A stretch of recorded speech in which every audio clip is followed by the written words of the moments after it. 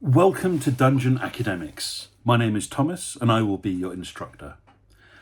I love barbarians in Dungeons and Dragons as a concept, but I've never played one. I've never had a barbarian as my main character. I've had a multi-class dip into one, but that was only a minor thing. I'd like the idea of a barbarian character, but I just don't find the current rule set appealing to me. They are unfortunately one-dimensional characters, really good in combat and not much use anywhere else. I like Dungeons and Dragons because it is a varied game, a game with lots of different things to do in it. I like the social side, the storytelling side, the role-playing side. And whilst I enjoy combat, even there, barbarians seem a little one trick. They don't offer enough choice for what to do for the class to appeal to me.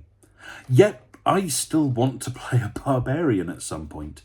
My previous video made heavy reference to Thulsa Doom and Conan the Barbarian, and I'd love to play a nice barbarian character.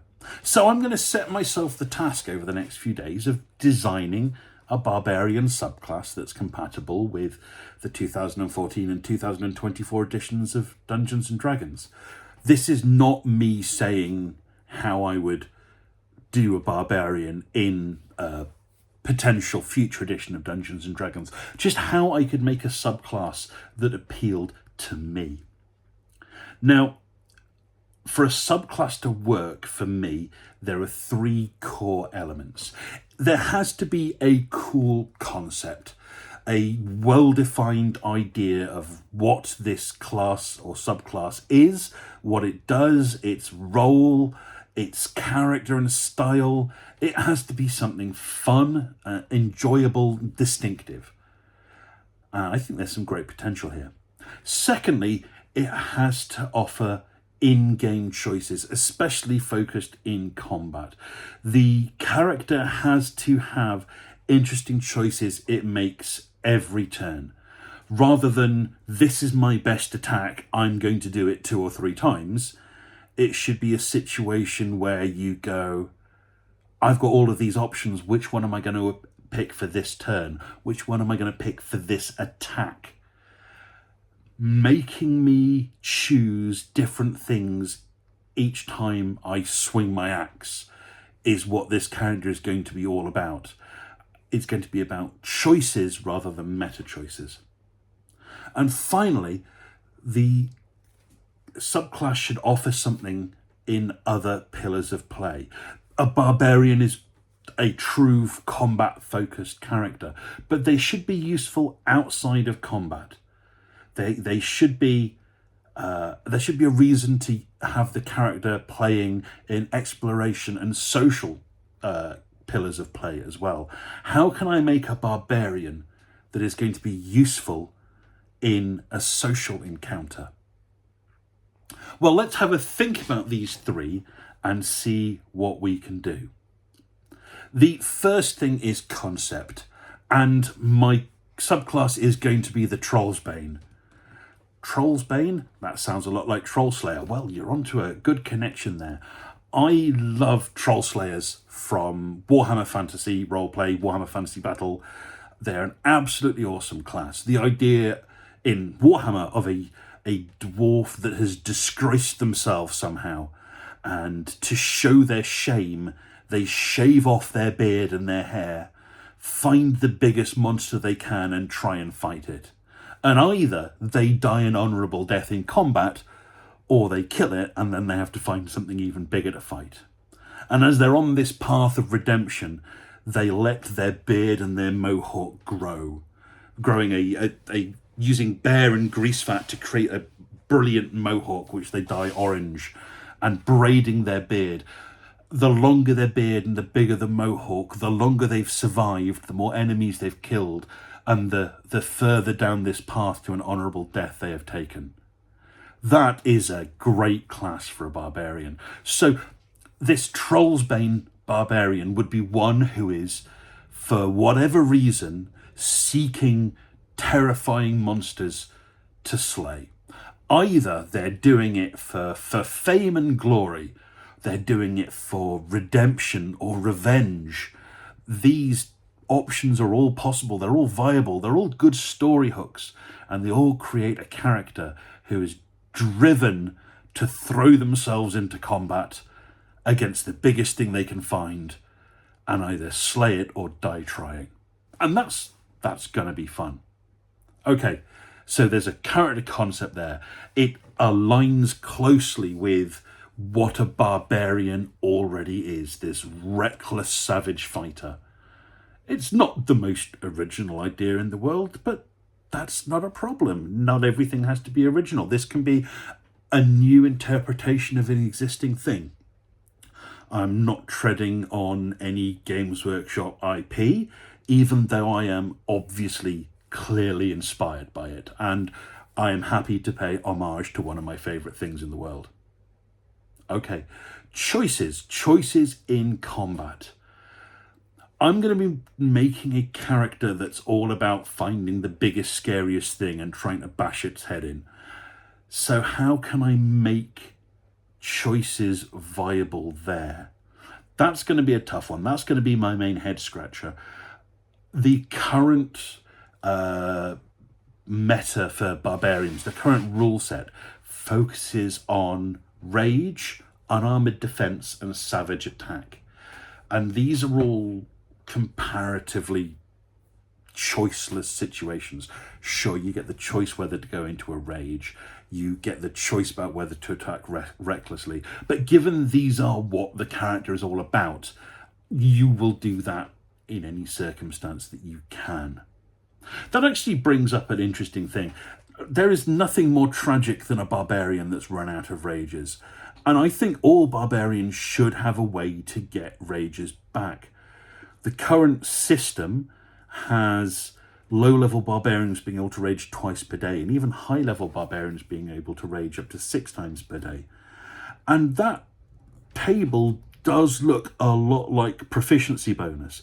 In fact, I'm just looking at it now, there's only a couple of levels when the number of rages you get per day is not the same as your proficiency bonus.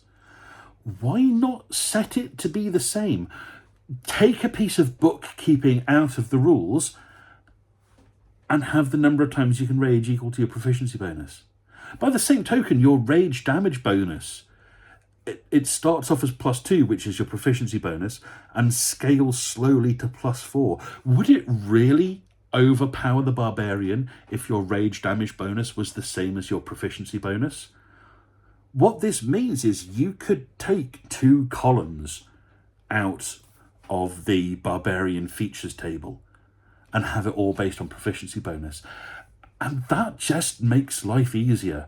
Rather than having 3 different numbers to keep track of, you have 1. Why not do that?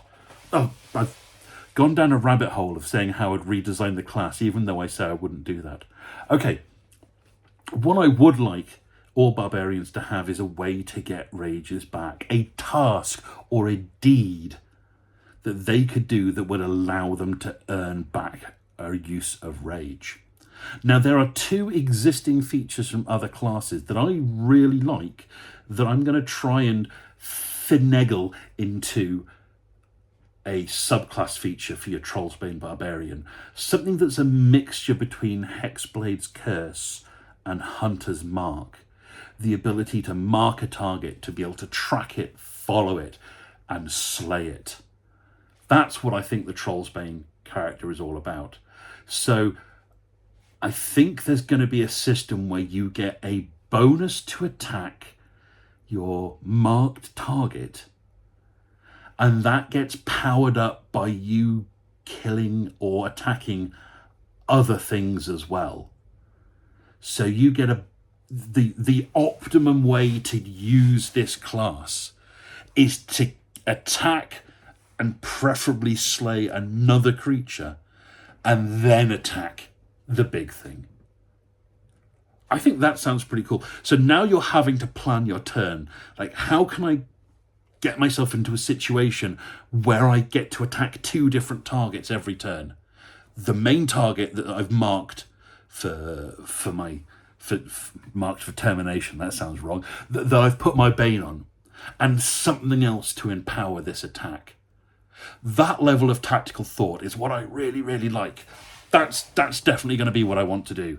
So there's going to be some situation where if you can attack 1 target and then your Bane target, you get a bonus. In fact, if you can kill something and then attack your Bane target, you get an even bigger bonus.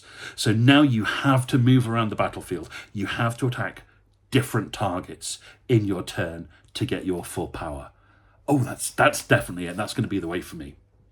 Okay, what about out of combat? How is this character going to work out of combat? Well, in exploration, their whole thing is about finding the biggest, most dangerous thing. So they're trackers. They can tell you what danger lurks nearby.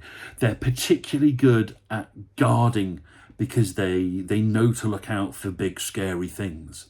So there's going to be some sort of bonus about knowing what danger is in a land when they're going through it. I don't want to tread too heavily on a ranger's toes here, but something along what rangers get there. Now, for the social pillar, this is going to be my favourite part. I want the Trollsbane character to be able to get bonuses if they tell stories about things they've killed. Whether they're trying to persuade someone to help them, whether they're trying to intimidate and scare someone by how powerful they are, or whether they're trying to lie about anything. If they can weave a story in about how they defeated a monster, and ideally this should be related to something that they've done in the campaign, there should be some bonus to that. So perhaps you can use strength instead of charisma when telling stories and have some sort of advantage on various checks if it relates to a story of something that you've killed. So let's say, for example, you want to persuade a noble to give you help. Rather than just saying, can I make a persuasion check to persuade the noble to help us? You can actually tell them the story about all the good things you've done, about how you've slain various monsters on their land or some other noble's land. And if it's a good story, the dungeon master can say, yeah, you can make a persuasion check. And you could use strength instead of charisma because you're telling a story about something that you've killed. And I'll give you advantage on it because that's your class feature. And you've earned it by telling the story. So now you have a non-charisma based class that can tell stories. They can do the performance check, the persuasion, the intimidation, the deception check with a good ability score modifier, possibly with advantage as well, because of roleplay reasons activated by the class, because you're tying it into something that you have done in the campaign or that your character has done. And that's a great way of telling stories. So, yeah, I think that's how I can make a Trollsbane Barbarian subclass that I would want to play. Now, over the next couple of days, I'm going to try and write this down and actually make a document about it. And I'll share the details here and on Reddit and try and get some feedback on it. But yeah, that's a barbarian that I'm really excited about. So if I can make something that's reasonably balanced, that's not overpowered, because of course, when you make your own subclass that you want to play yourself, your temptation is to make it too powerful. I don't want to do that. I want to have something that's going to be fair, that's going to have the time when it's a rock star, but also the time when it's the support act, and something that's not going to outshine anyone else in the party, but still have its opportunity to shine itself. I'm quite excited about this. This is the first time I've wanted to play a barbarian character. Oh, I'd love to hear your thoughts on this. What kind of features would you put in a Trollsbane Barbarian? How would you implement the ideas that I've had? I'm going to get writing this, and I'd really like to get some advanced ideas from the audience here. So let me know what you think, and enjoy your next game, whatever it may be.